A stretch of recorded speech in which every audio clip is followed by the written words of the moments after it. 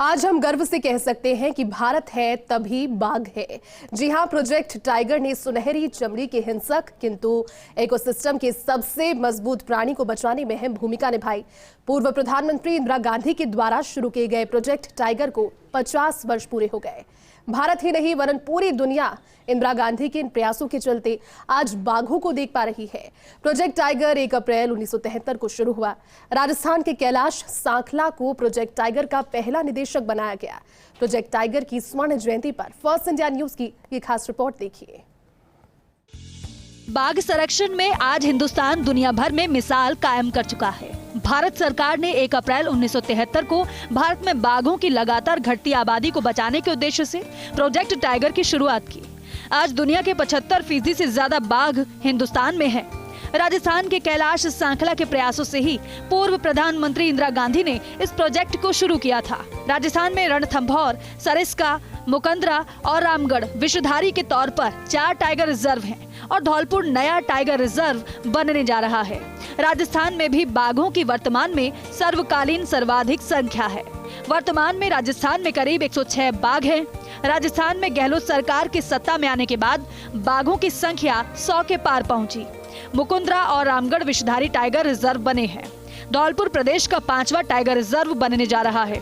मंत्री Hemaram Chaudhary, ACS Shikhar Agarwal, PCCF HoFF doctor D N Pande और मुख्य वन्यजीव प्रतिपालक अरिंदम तोमर को प्रदेश में बाघ संरक्षण में अहम योगदान रहा है। आज रणथंभौर टाइगर फैक्ट्री बन चुका है तो करौली, धौलपुर से लेकर मुकंदरा तक बाघों की दहाड़ सुनाई देती है। पिछले दिनों प्रधानमंत्री नरेंद्र मोदी ने बाघों की संख्या के आंकड़े जारी किए। अब देश में कुल मिलाकर 3167 बाघ हैं, जो कि दुनिया में बाघों की आबादी का 75% है। प्रोजेक्ट टाइगर की शुरुआत 1973 में हुई थी। इंदिरा गांधी सरकार ने जिम कॉर्बेट नेशनल पार्क से इसकी शुरुआत की थी। 20वीं शताब्दी के मोड़ पर भारत में बाघों की आबादी 20,000 से 40,000 के बीच थी। अवैध शिकार गतिविधियों के कारण उनकी संख्या लगभग 1820 में काफी कम हो गई थी। प्रजातियों के संरक्षण के लिए सरकार ने 1972 में वन्यजीव संरक्षण अधिनियम पारित किया। देश में बाघों की आबादी बढ़ाने के महत्वाकांक्षी उद्देश्य के साथ शुरू किया गया था। इस परियोजना के शुरुआती वर्षों में भारत में केवल 9 टाइगर रिजर्व थे। वर्तमान में भारत के 18 बाघ रेंज राज्यों में ऐसे 53 रिजर्व स्थित हैं।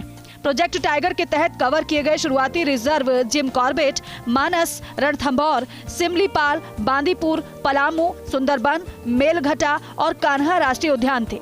वर्तमान में देश के 2% से थोड़ा अधिक क्षेत्र परियोजना के अंतर्गत आता है। बाघों के आवासों को कम करने वाले कारकों को कम करें और उनका प्रबंधन करें। वैज्ञानिक, पारिस्थितिक, आर्थिक, सौंदर्य और सांस्कृतिक मूल्यों के लिए व्यवहार्य बाघ आबादी सुनिश्चित करें। परियोजना के लिए प्रशासनिक निकाय राष्ट्रीय बाघ संरक्षण प्राधिकरण है। टाइगर टास्क फोर्स की सिफारिशों के अनुसार 2005 में एनटीसीए का गठन किया गया था। संगठन के तहत 8 संरक्षण इकाइयां हैं, जिनमें से प्रत्येक का नेतृत्व एक निदेशक करता है, जो अपने आरक्षित क्षेत्र के लिए जिम्मेदार होता है। सुंदरवन संरक्षण इकाई, पूर्वोत्तर संरक्षण इकाई, पश्चिमी घाट संरक्षण इकाई, शिवालिक तराई संरक्षण इकाई, पूर्वी घाट संरक्षण इकाई, सरिस्का संरक्षण इकाई, मध्य भारत संरक्षण इकाई, काजीरंगा संरक्षण इकाई, भंडार एक कोर बफर रणनीति पर बनाए और कार्य किए जाते हैं। मुख्य क्षेत्रों को भारत में एक राष्ट्रीय उद्यान या अभयारण्य का कानूनी दर्जा प्राप्त है। बफर क्षेत्र परिधीय क्षेत्र बनाते हैं और वन और गैर वन भूमि का संयोजन होते हैं। परियोजना का उद्देश्य कोर क्षेत्रों में एक विशेष बाघ एजेंडा और बफर क्षेत्रों में एक समावेशी जन केंद्रित दृष्टिकोण को अपनाना है। परियोजना बाघों के आवास को उनकी पारिस्थितिक शुद्धता में संरक्षण करने के अलावा देश में बाघों की जनगणना करने का काम भी करती है। यह अवैध शिकार का मुकाबला भी करता है। 12वीं योजना के दौरान प्रोजेक्ट टाइगर के लिए बजट में 1245 करोड़ रुपए आवंटित किए गए थे। यह केंद्र सरकार द्वारा प्रायोजित योजना है। राज्य को भी संबंधित राज्य में बाघों की सुरक्षा के लिए सहायता दी जाती है। भारत में बाघ 19 राज्यों में मौजूद हैं। राज्य रिजर्व में बाघों की सुरक्षा के लिए विशेष बाघ संरक्षण बल बनाए रखते हैं। परियोजना तस्वीरों के साथ अलग अलग बाघों का एक राष्ट्रीय डेटाबेस बनाने की प्रक्रिया में है, ताकि जब्त किए गए शरीर के अंगों या मृत बाघों का पता लगाया जा सके। बाघों के लिए निगरानी प्रणाली, गहन संरक्षण और पारिस्थितिक स्थिति और एम स्ट्राइप्स को 2010 में लॉन्च किया गया था और ये बाघों के लिए एक सॉफ्टवेयर आधारित निगरानी प्रणाली है। सूचना प्रौद्योगिकी का उपयोग बाघों की संख्या पर नजर रखने के लिए किया जाता है। EI सिस्टम 2016 में कॉर्बेट में लॉन्च किया गया था, जो बेहतर निगरानी के लिए थर्मल कैमरों का उपयोग करता है। ये परियोजना मुख्य क्षेत्रों से सभी मानवीय गतिविधियों को खत्म करने की दिशा में काम कर रही है। बफर इलाकों में ये बाघ मानव संघर्ष को कम करने की दिशा में काम कर रहा है। परियोजना के तहत वन्यजीव अनुसंधान भी किया जाता है और इसमें वनस्पतियों और जीवों का मूल्यांकन और बाघों के आवासों में परिवर्तन की निगरानी शामिल है। वन अधिकार अधिनियम 2006 में पारित किया गया था, जिसने कुछ वन निवासी समुदाय के अधिकारों को मान्यता दी थी। ये बाघों की आबादी के लिए समस्यात्मक हो सकता है क्योंकि ये बाघ मानव संपर्क को बढ़ा सकता है। दरअसल बाघों को बचाने में प्रोजेक्ट टाइगर का अहम योगदान रहा है। बढ़ती बाघों की आबादी प्रोजेक्ट टाइगर से ही संभव हो सकी और आज देश में 53 टाइगर रिजर्व बन चुके हैं, जो साबित करता है कि वन्य जीवों के इस शीर्ष जीव को बचाने में केंद्र और राज्य सरकारों ने कितनी मेहनत की है। राजस्थान में भी बाघों की संख्या पहली बार 100 के पार पहुंची है।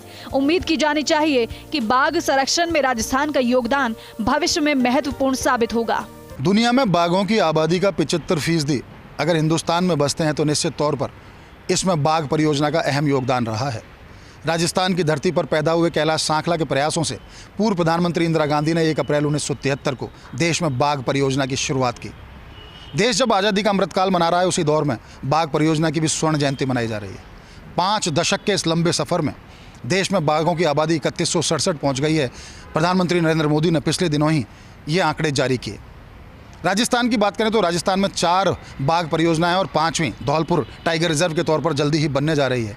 उम्मीद की जानी चाहिए कि देश में बाघों की आबादी भी बढ़ती रहेगी और बाघ संरक्षण की दिशा में देश का नाम एक मिसाल के तौर पर लिया जाएगा। कैमरा पर्सन नरेंद्र के साथ Nirmal Tiwari, first India news, Jaipur.